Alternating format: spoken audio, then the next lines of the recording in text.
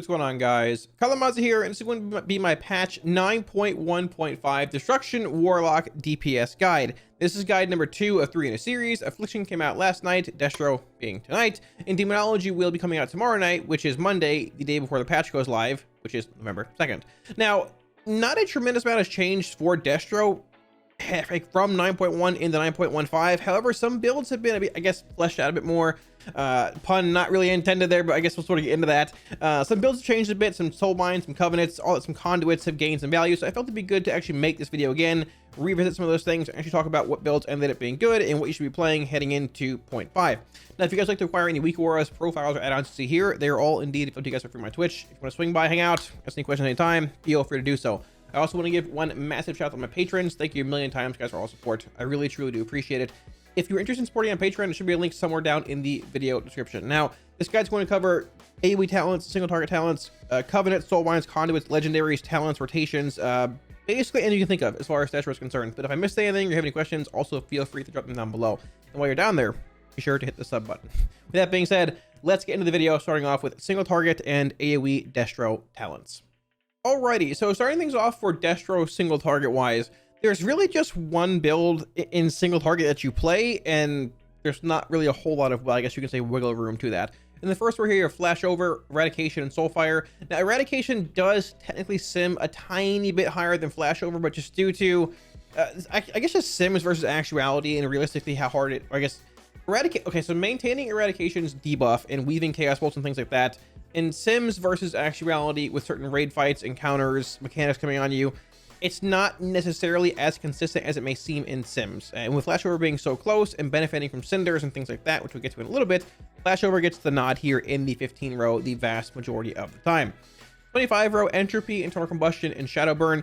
You play reverse entropy here 99% of the time. There are certain fights like Kel'Thuzad where you might play Shadow Burn, maybe on explosive weeks and plus, which we'll get to that in a little bit, but 99% of the time you end up playing reverse entropy here. So Flashover, Entropy. 30 row, Demon Skin, Burning Rush, Dark Pact. Realistically, Dark Pact, what you should be taking. The shield it gives you is just incredibly massive. If you're playing a Necrolord, which technically I am right now, that's not necessarily the best Covenant. I'm just a Necrolord right now. You can both stack Fleshcraft and Dark Pact, giving you just an insane amount of survivability. If you want to play Burning Rush for mobility, I wouldn't fault you for it. However, Dark Pact has been buffed substantially in 9.1, and it's just really, really good in basically every setting possible. 35 row, you have Inferno, Fire and Brimstone, and Cataclysm. Cataclysm is the only ability in this row that is any kind of single target DPS gain. Fire and Brimstone is like pure 2+ targets, and Inferno is only when you're casting Rain of Fire, which is not in single target. So Cataclysm is the talent you take here. You cast Cataclysm on cooldown, even in pure single target, as long as you're not saving it for an ad set spawning, something along those lines, for the actual impact damage that it deals, and it does also reapply Immolate. 40 row, Dark Fury, Coil, Howl of Terror. You take Coil here. It's a short-ish cooldown on a pretty relevant, pretty substantial heal, and it can indeed be havocked with Destruction. Coil. So the 45 row here, you have two options, Reign of Chaos and Roaring Blaze. This is a dead talent. It's been dead for expansions. We don't look at this anymore. So Reign of Chaos sort of is like the old Destruction, Vision Perfection, random Infernal proc-based talent that they gave us in Shadowlands. Now, this talent has been nerfed a handful of times. Infernals used to be, I believe, a 20 or 25% chance to spawn, and they lasted 10 seconds. There's a lot of RNG with this talent. You do see it played at certain times in raiding and in certain fights where you want the large AoE profile, which we'll get to in a little bit here. But when it comes to single target, you just take Roaring Blaze. It's a flat 25% damage increase to Conflagrate, Immolate, Incinerate. And if you take, if you end up swapping to a few other talents here, like Soulfire, it will indeed affect Soulfire, even though you never really play it here. You also get a 3rd-star charge of Cinders, or Conflagrate playing Cinders, which, you know, maintains Roaring Blaze at a higher level, basically permanently. Roaring Blaze is just your consistent damage amp when it comes to single target, and even like 2-target based encounters. 50 row here, we have Soul Conduit, Demon Fire, or Dark Soul. Early on in the expansion, Demon Fire is a bit more relevant, but realistically, it's just Dark Soul here. These talents, Flashover, Entropy, Cataclysm, Roaring Blaze, and Dark Soul Instability, they really don't change when it comes to raiding unless you're shifting more towards the 2-minute Infernal build with Reign of Chaos, which we'll talk about in a minute here. This is your single target bread and butter, and realistically, your 2-target cleave based build as well. Dark Soul, Roaring Blaze, high uptime, Havoc windows. It brings a very consistent and powerful profile as far as raiding, single target, and 2-target fights are concerned. Oh, and I did want to mention that technically you do at times see this build, the Flashover Entropy Kata Roaring Blaze build in Mythic Plus, playing Channel Demon Fire. This build is very good in single target, but Channel Demon Fire does give you a bit of a stacked AoE-esque kind of cooldown on a 20-second CD roughly. You see it play from time to time, and the Roaring Blaze Cinders versus Wilfred's 2-minute build that we're going to talk about in a minute here, they're about even when it comes to plus. Now, personally, I prefer the 2-minute build with Reign of Chaos and Wilfred's, which we're getting to in a sec here, based around how fun it is, how engaging it is, compared to this being not as exciting. An Infernal every 3 minutes, Channel Demon Fire being sort of a, I guess, a bland kind of feeling build, but realistically, that's because I don't really play Destro a whole lot in plus. I'm playing either Demonology or Aft. I think they excel more in single target or AoE compared to Destro. However, this build, if you're playing it in plus, does bring a lot of consistent damage. Roaring Blaze applications through Havoc windows, Channel Demon Fire every 20 seconds, Cataclysm, it's honestly not that bad, in a very good middle ground between AoE and single target damage. So if you're looking at AoE, Mythic Plus, heavy raid-based encounters, a lot of AoE in it, nothing really changes in these rows up here. It's still Flashover, Entropy. Once again, Shadowburn can be played in very niche settings like Kel'Thuzad for sniping ads, maybe Explosive Weeks and Plus, but you really just end up playing these two. The talents that do end up changing. So if you're looking at playing the 2-minute version of Destruction, which is Reign of Chaos, Dark Soul Instability, and Cataclysm, which ties into a different legendary here, which is called Wilfred's, which we'll get to in a minute, but basically it makes your Infernal have a reduced cooldown based on the number of shards you end up spending, which gives you roughly a 2-ish minute Infernal, which pairs well with Dark Soul, with your Ruby if you're playing it, other 2-minute based trinkets, and it brings that strong AoE profile on essentially a 2-ish minute cooldown. You see it played on certain fights like Kel'Thuzad, like on Soul Render, and a decent bit in Mythic Plus due to the just 2-minute profile being pretty relevant.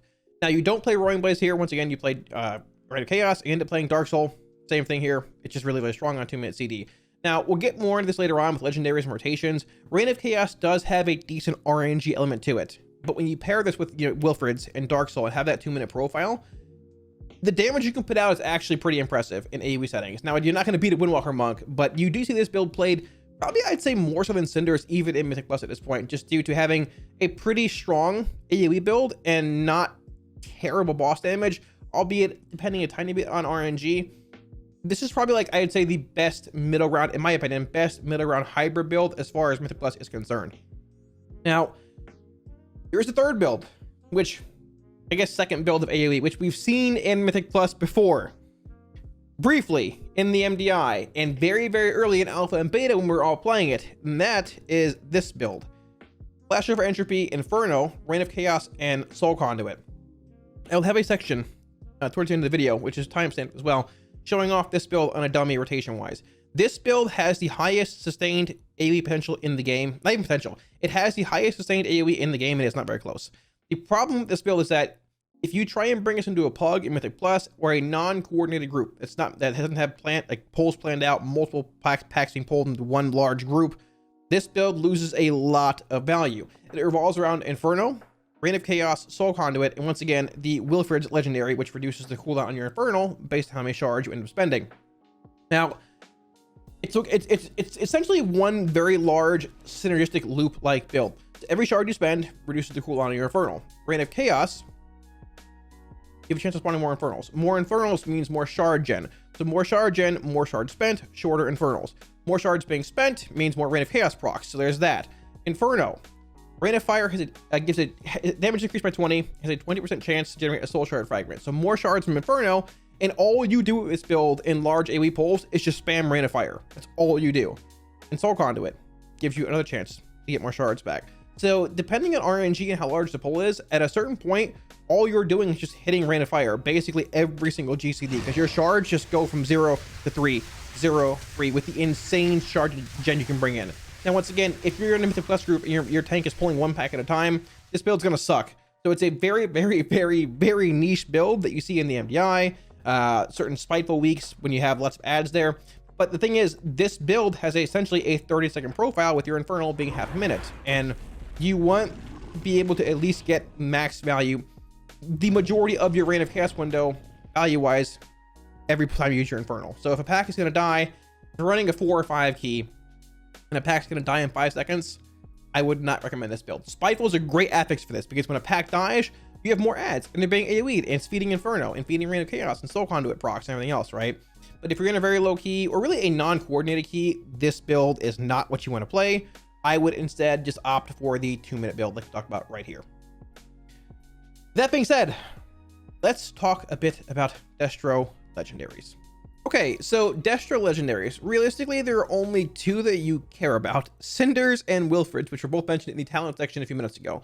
So Cinders being the first one here, conflict rate has 1 additional charge and has its recharge time reduced by 3 seconds. Now, this might sound vaguely familiar to you guys. This is part of, I believe, the Nighthold tier bonus we had for Destro Warlocks, and this legendary is very, very good at what it does.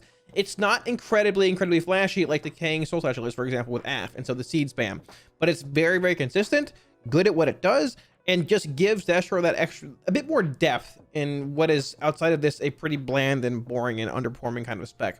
So there's a lot of synergy with Cinders. The main reason being Cinders and Roaring Blaze, the talent we talked about. Roaring Blaze says conflict rate increases your conflict rate, your immolate, incinerate, and conflict rate damage to the target by 25% for 8 seconds. Cinders gives you a 3rd conflict rate stack, and it reduces the baseline cooldown of conflict rate by 3 seconds. So I have 30% haste right now. My baseline conflict rate recharge time is 7.6 seconds with Cinders equipped, and I have 3 charges. So this essentially guarantees you basically permanent Roaring Blaze uptime. Now, if you're not playing Cinders and opting for something like Wilfrids and playing Roaring Blaze for whatever reason, which really isn't played a whole lot, technically you can sort of maintain that in a sense, but there are times where you'll want to conflict rate, you know, more than once every 8 seconds, like Havoc window is really just honestly maintaining your regular rotation. Cinders is legendary you play when it comes to raiding the vast majority of the time when you're playing Roaring Blaze. It's played in plus at times, like I mentioned, playing the Roaring Blaze Channel Demon Fire build with this talent, not Inferno, and it's just like your general overall good legendary for destruction. Wilfrids, on the other hand, this legendary, every soul shard you spend reduces the cooldown of your Inferno by 1.5 seconds. So we talked about the 2-minute Inferno build being this with Reign of Chaos. You typically see Wilfrids paired with Reign of Chaos and Cinders with Roaring Blaze. You really don't really stray from that. Cinders is synergistic with Roaring Blaze because, hey, conflict rate uptime. Wilfrids, more Infernals. Reign of Chaos is based around your Infernal. So they both sort of go hand in hand with each other's, you know, with those talents, right? Outside of that, you really don't care about a whole lot else legendary for Destro. Decaying Soul Satchel is fine for AF, but Destro already has good legendaries for either raiding or Mythic Plus. Honestly, you can play both depending on what you're doing. Both legendaries are good essentially like in multiple different spots. Now, if you are playing Necrolord, DSS is the Knife legendary. It's not really played as far as Destro is concerned. If you are Necrolord, which we'll get to in a few minutes here talking about Covenants, Necrolord has Shard of Annihilation. Decimating Bolt also increases the critical strike chance by 100% and critical strike damage by 50% for Incinerate. Incinerate. Roaring Blaze, increasing the baseline damage by 20%. Playing Shard of Annihilation as Necrolord, which is not as good as Cinders as far as sims are concerned, as far as I'm concerned, although it's relatively close and maybe better in certain settings, gives you a tremendous amount of damage behind your Incinerates. Most damage breakdowns on fights, actually, it pushes your Incinerate higher than your Chaos Bolt, which is probably a bad thing, a bit of a tuning issue.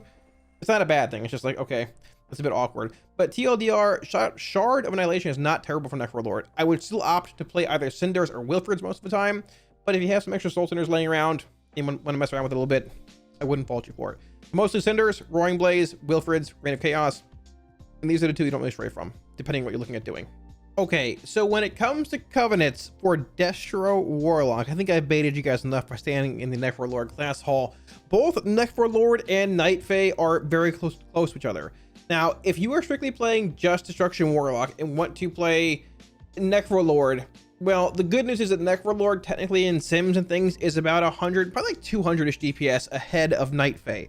Now, the Necrolord ability being Decimating Bolt is essentially a single target or 2 target based ability, right? Because you can Havoc your Incinerates, you can technically play Fire and Brimstone, but that's terrible, so you don't. It's basically single target or Havoc window or 2 target kind of thing, right? When it comes to playing Night Fae, though, Soul Rot is essentially an ability you can spread to 4 targets, gives you a bit more of an AoE relevancy as well as a good bit of single target damage because Soul Rot's damage is doubled when it hits 1 target, or it does twice the amount of damage to the main target you cast Soul Rot on. So, as far as actual sims go for his Covenants, the actual Soulbind sims, it has Plague Divisor ahead of Dreamweaver and Nia by honestly about 160 DPS, give or take. I ran sims. So the only change to Necrolord coming out of 9.1 and then 9.15 is they've reduced the cast time of Decimating Bolt from 2.5 to 2 seconds. Now, it's not dispellable anymore and that, but I'm talking as far as PV is concerned in raw sims. Here is my Night Fae single target Destro Warlock sim. I'll make it a bit smaller for you guys. I'm sitting at 9,874 DPS. When it comes to PTR, you can see I'm actually scroll down a bit here. I'm actually playing Night Fae. You can see the Soul Rot ability here, correct? Here is my Necrolord Destro Lock sim. Both playing Cinders here for what it's worth. Roaring Blades, everything's the same. 10,159 DPS. So, I mean, realistically, you're seeing about, I guess, a bit more of a difference here. Looking at about, what, 250-ish DPS? I don't know. Florida math. What? About, yeah, 270, 280, something like that, give or take. Favoring Necrolord. Now, this is when it comes to pure single target damage, obviously. Now, keep in mind, the Necrolord sim here is not with the Decimating Bolt cast time reduction. When you sim that, you gain about 50-ish DPS for Necrolord, once again in pure single target. Now, we did mention as well that Necrolord does the Decimating Bolt ability is like basically built for single target or two target havoc based cleave. The thing is, Dreamweaver is a very strong soulbind for Night Fae, giving you the Field of Blossoms ability every minute with Soul Rot, which if you pair that with a havoc window, you can get a good bit of actual cleave. You know, I guess an extra spell or two. The cleave and relevancy of havoc with Field of Blossoms is, well, pretty substantial. Night Fae 2-target cleave sims. This is a 5-minute 2-target boss sim. Playing Night Fae once again here. We're sitting at roughly 13,810 DPS in both playing Cinders here across the board, right? This is the Necrolord sim. 14,400 DPS. Now, the thing is, if you extrapolate this out and do 3-target sims, 4-target sims, I would assume that Night Fae ends up catching up and potentially pulling ahead due to the I guess, the nature of Soul Rot being a bit more spread, and Decimating Bolt losing a bit of relevancy there because you're hitting 4 targets versus, you know, 4, 5, 6 targets versus, like, you know, 1 to 2 as far as Necrolord is concerned. But with that being said, if you want to play just Destro and want to play Necrolord, I would not fault you for it. I'm still going to say overall, even with the bit of disparity here between the actual Night Fae versus Necrolord sims, that Night Fae overall universally is the best covenant of choice for Destruction Warlock if you're playing Destro and or Demo and or AF, because it's the best for AF, and spoilers ahead, it's the best for Demonology still. It's the best for Demonology. If you're looking for that universal applicability, Night Fae is where you want to be. Plus, Soul Shape is very, very good. Now, Fleshcraft was buffed in 9.1, so TLDR, it depends what you want to do. If all you want to play is Destro, and you're fine playing Necrolord and not having maybe as much relevancy in AoE and like large 6-7 plus target settings where Field of Blossoms will scale a bit better, play Necrolord. But if you want to have the universal applicability of Night Fae, Soul Rot, Soul Ship, everything else, I personally would still recommend Night Fae. With that being said, let's talk about the Soulbinds, or the best Soulbinds for both. So as far as Necrolord Soulbinds are concerned, realistically, the only Soulbinds really played in the vast majority of progress and settings, both in plus and rating at this point, is Plague Divisor, and a good portion of that is due to his final ability being Kevin's Oozling. Whenever you cast Decimating Bolt, it summons Kevin, the Oozling. His attacks cause your enemies to take 6% additional damage from you, and he periodically grants your allies an Absorb Shield. A 6% damage amp that's tied to a 45-second cooldown that also increases your damage of Incinerate or whatever spell by a significant margin. That's pretty relevant. Now, we have previously seen some Bonesmith play due to like Mirror Gemstone. He did get a couple new abilities, one of them actually being Carver's Eye, which is a mastery increase, which you do see played from time to time in plus or fights like Kel'Thuzad, where adder spawning semi-frequently you can maintain the mastery buff. But realistically, the only one that really is played as far as a rating and the majority of plus is concerned is indeed Plague Divisor. Now, if you're looking at Night Fae Soulbinds, we started playing Nia initially before the patch, I guess when 9.1 dropped, but quickly shifted to Dreamweaver essentially for every spec when Dream Delver became a thing. And third Potency Conduit. Field of Blossoms, obviously a very strong cooldown tied to Soul Rot. Dream Delver being essentially a permanent 3% damage increase on whatever you're hitting. Immolate will indeed refreshes if it ticks. So you Cataclysm 5 mobs, Immolate goes up, Dream Delver stacks, and it just basically refreshes until the pack actually dies, or I guess your Immolates fall. Now, you do see Karain also play from time to time for Destro, and this is really due to the First Strike ability. This is sort of like a second Frost Shard from the Tank of Domination. Damaging an enemy before they damage you increases your crit strike chance by 25% for 5 seconds. So you see Kurain played at times in Mythic Plus, at times on fights like Kalthazad, Soulbinds or Dormzane, for example, where you have ad spawning semi-frequently and you want to get this effect going, launch a Cataclysm, some bolts, Inferno, whatever, and keep proccing this effect over and over and over. I believe KT is the main fight we see it on in Sanctum, at times in Plus, but overall, you also see a good bit of Dreamweaver even on KT and on Soul Render, just due to Field of Blossoms, True Potencies, Dream Delver, and just how strong her ability is when paired with Soul Rot. And well, yeah, so regardless of wherever you go, Necrolord and Nightbane both have realistically one Soulbind that is pretty much your best option across the board. Now, Conduit wise, Soul Eater versus Decimating Bolt, the one that Necrolord actually has here. Fatal Decimation is not horrendous. Overall, Soul Eater I feel is better for Necrolord than Decimating Bolt thing is, or for Nightbane than it is for Necrolord. That Decimating Bolt one. You know what I'm saying. Ashen Remains, Combusting Engine, Duplicitous Havoc, and Inferno Brand are the 4 baseline Destro conduits. Now, Ashen Remains is your set it and forget it conduit. This thing, Chaos Bolt and Incinerate deal more damage whenever you have an Immolate on your target. Immolate should basically always be on your target unless it's going to die in like 2 seconds. And if that's the case, then, well, it doesn't really matter a whole lot in the first place. So Ashen Remains is your number 1 set it, forget it conduit. You can put it here and, well, pretty much never take it out. So the next few, Combusting Engine will be your second best bet, I guess if you're excluding Soul Eater and Decimating Bolt 1, as far as single target damage is concerned. Now, Inferno Brand used to be a lot better. It gains a lot of value when you're playing it with Reign of Chaos, the actual talent, not really Roaring Blaze. So typically what you see people do for Destro in single target, if you're playing Night Fae, is going Ashen Remains, Combusting Engine, and Soul Eater. However, if you're playing Destro on a cleave fight, which is where the spec really gains most of its value, you typically see this combination, replacing Combusting Engine for Duplicitous Havoc, which makes your Havoc transfer 20% more damage. It's essentially just free damage on your Havoc target, which is where Destro shines. So it depends what you're looking at doing.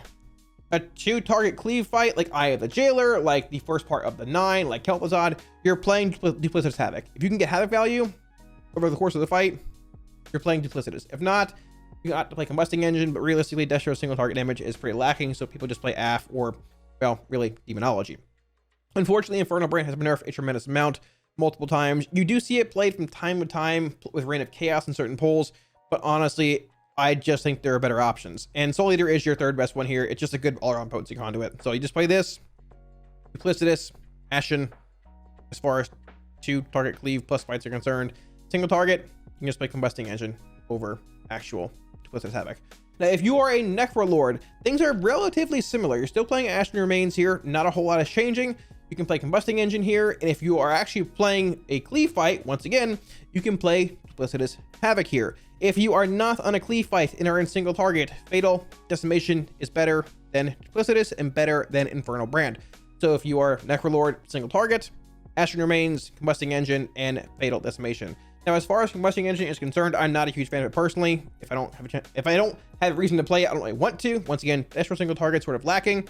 Regardless, though, it's sort of just set it and forget it. As long as you're not like overriding your immolates way outside of pandemic range, you just get the extra added value, and that's sort of just how the conduit actually works. So, with that being said, let's move on. So, when it comes to Destro in single target, playing the Cinders, Roaring Blaze, Dark Soul build here, basically the single target build we're talking about, the opener is actually incredibly simple, and the maintenance rotation is actually probably one of the simplest rotations in the actual game. Now, if you are playing Shadowed Orb Torment, the trinket here, and not Soul Eating Ruby or some kind of trinket you can cast in combat, you do want to orb before your Infernal, which if we haven't pulled the boss yet, will technically be before the boss is actually pulled. So let's say, for example, here, I am playing Shadowed Orb Torment. The boss is getting ready to be pulled here. I'm going to pop my actual orb. I pet on aggressive here. Pop my orb. Let's just go on, precast my Incinerate, precast my Cataclysm, Infernal, go on down, Conflict Rate, there we go, Soul Rot, Dark Soul, Berserking, and I would pot here if I had it. And basically just launch your actual Chaos Bolts here, making sure to consume backdraft stacks. You want to launch as many as possible in your Dark Soul window where you have your Ruby or your Shadowed Orb up, and really that's basically it. Maintain your Immolate here. You're going to cast Cataclysm on cooldown even when it comes to pure single target and not Shard Cap. And that's, realistically, that's basically all that Destro has to do as far as its single target opener is concerned. Now, if you are once again playing Ruby over Shadowed Orb Torment, casting my Cataclysm here in single target, typically I pop my Ruby right around when I cast Summon an Infernal because there is travel time from the actual application effect and when it actually reaches your character. Now, if you're closer than like where I am now, maybe in melee, You can probably push it back a little bit right around to where your Dark Soul cast is. But besides that, this is basically it. You maintain your Immolate, cast your Kata on cooldown, cast Conflict when you can to refresh Roaring Blaze, and really just weave in Chaos Bolts. That's basically it. You'll have Soul Rot every minute. You'll have your Dark Soul 2 minutes, or you'll have your Infernal at 3 minutes baseline.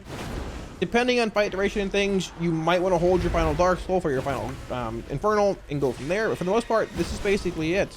3 movers to play, and yeah, it's a really, really simple build or spender spec. So when it comes to Destro playing the 2-minute Reign of Chaos build, let's say, for example, we're Mythic Plus on a 5-target plus trash pull. Now, depending on how large the actual pack is, it will make a difference as to what you use your Havoc window for. Now, typically your Havoc window is used on like 2-target boss fights to cast Chaos Bolts, Incinerates, Conflagrates, whatever, what have you. If there is a 3+ target pull in Mythic Plus, Rain of Fire is a DPS gain. However, if it is a sub 5 target pull, I guess you can say, anywhere from 2 to 4, you want to use your Havoc windows to cast Chaos Bolts for that split Chaos Bolt priority-esque kind of damage. If it is a 5+ target pull, you will still use your Havoc window. However, you will not cast bolts in it. You will use it to build shards via Conflagrate, Incinerate, maybe even replying an Immolate every once in a while, unless there's a large priority mob in the pack. If there is, and there's 5+ targets, you can still launch bolts in your Havoc window. So the opener that I typically follow, assuming this would be a 5-target plus pull. Unfortunately, there are no 5-target dummies in the game as far as I know, but regardless, this is what I would do using my Havoc windows to actually build shards in the middle of a pack. So the tanks running in, basically, I'd start casting my Cataclysm, let's say about now. Sure, Kata, pop my Ruby, drop my actual Infernal, there's my Soul Rot, pop my Dark Soul, launch your actual Rain of Fire here, and then go into a Havoc window. Conflict right there, you can Rain of Fire again, and really using Conflict rates and Incinerates to build shards here. We're at 4.5 shards, Rain of Fire, Incinerate again here, another Rain, Incinerate, we can Conflict rate again, we're at 5 shards again. And that's basically that. We can launch multiple Rains here, refresh your Immolates whenever you need to, and that's basically it for the large 5+ target pulls. Now, once again, if it is a 2 to 4 target pull, you will still go into that Havoc window, but instead of launching, like, you know, things to build shards, like just purely Incinerates and Conflagrates, you'll want to launch your Chaos Bolts in that window. But you can see playing Wilfred's, having your Infernal basically every 2 minutes brings a pretty solid AoE build with this version of Destro, and also the single target's not lacking any crazy amount either. You still have your Infernal, you still have Wilfred's, you still have Dark Soul, have your Ruby, Flash over Entropy, and a pretty strong damage profile, even with Field of Blossoms technically every minute. This build is actually really fun. Probably the most enjoyable to me in Mythic Plus. I think it just really brings a good solid profile in both single target and AoE. It might not be beating AF. Okay, it's not beating AF with the Seeds or Demo with Tyrant, but it's a solid middle ground between the two. Okay, so I couldn't leave out the Reign of Chaos, Inferno, Soul Conduit build that's been talked about a lot in the MDI, and we talked about earlier in the video. Now, like I mentioned earlier in the video, this build has the highest AoE ceiling in the game. I am 100% convinced of that. I don't think it's very close. There is not a single spec in the game outside of this one playing this build. It's going to do 300+ K half a minute into a pull. The thing is, with this build, that's basically all you can do. You are severely lacking when it comes to single target. You don't have Dark Soul, you're not playing Cataclysm anymore, and you're basically there just to AoE packs into the ground. Now, the thing is, this build has been seen a lot in Mythic Plus. However, those have been coordinated groups that know, okay, we're making pulls more or less around your Infernal cooldown. Help carry us through this pack, and then we'll sort of deal with the rest of stuff along the way, like bosses, having maybe some classes a bit more allocated damage-wise to single target. This build, I would not really recommend when it comes to pugging keys, because pugs typically aren't going to pull 3 or 4 packs. They're not going to make triple shard pulls like you see in Halls of Atonement in the MDI. They're going to pull 1 pack, and you're going to drop all your cooldowns and do not much damage because, well, you know, they pulled 1 pack. If you play this build in Plus, Godspeed. Regardless, though, in the right group, this build can be very, very, very good. Regardless, so if the tank is running in, you don't have Cataclysm anymore, so you have to basically put up your Immolates manually if you want some kind of shard gen rolling and have them up early on. Now, after your Immolates are expiring and the pack is going on further and further, you typically have multiple Infernals, multiple Rains going on, and you really don't need the Immolates rolling regardless. But let's say the tank's running in, for example, here. I'll precast my Shadowed Over Torment. Tank's running in. I'll try and precast an actual Immolate or 2. 1, 2... I'll roll like 3. Let's roll 4 here. Why not? Drop my Infernal, my Soul Rot, Rain of Fire, Havoc, Conflict Rate, Rain of Fire, and just pray for Inferno procs. We got 2. This is going to be good. Conflict Rate, and just start spamming Rains. 1 Rain, 2 Rain, Conflict Rate, 3 Rain, 4 Rain. Havoc closes. However, we have 3 Infernals down still. There's another Rain. You can reapply Immos if you want here, but realistically, like I said, for the most part, you don't really even need to. This is in 4 targets. in 5, 6, 10, 15, 20 targets, you don't need to reapply NLH. You're just casting Rain of Fire basically every GCH you actually have. Now, and if you see my actual Inferno cooldown here, it's about at the minute-and-a-half mark already. We've been in combat for about realistically casting like shark consuming spells for 30-ish seconds. This build is really, really strong if you can stay in combat for a while, getting full value out of your Infernal, reducing your cooldown to realistically less than 2 minutes, probably a minute, minute and a half, depending how long the actual pull is. It can be exceptionally strong. But like I said, this build and Pugs, they typically don't go hand in hand because Pugs aren't making these 3, 4, 5 pack pulls. If they are, by this build, your damage is going to be insane. This is a very, very, very fun build to play, but unfortunately, it's not really seen very often in Plus, barring Spiteful Weeks, because like I said, you know, Pugs and it don't really mix a whole lot.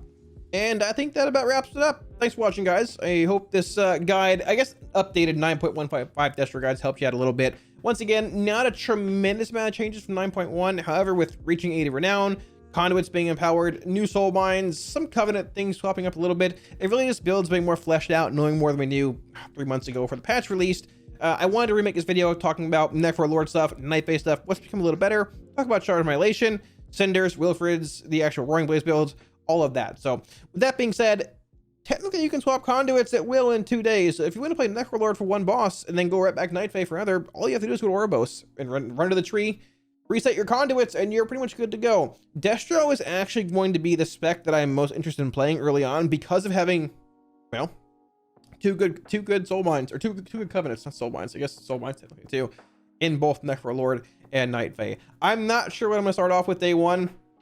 I'm still leaning towards Venthyr, leveling that first, but being honest, Ventyr's just bad across the board and everything.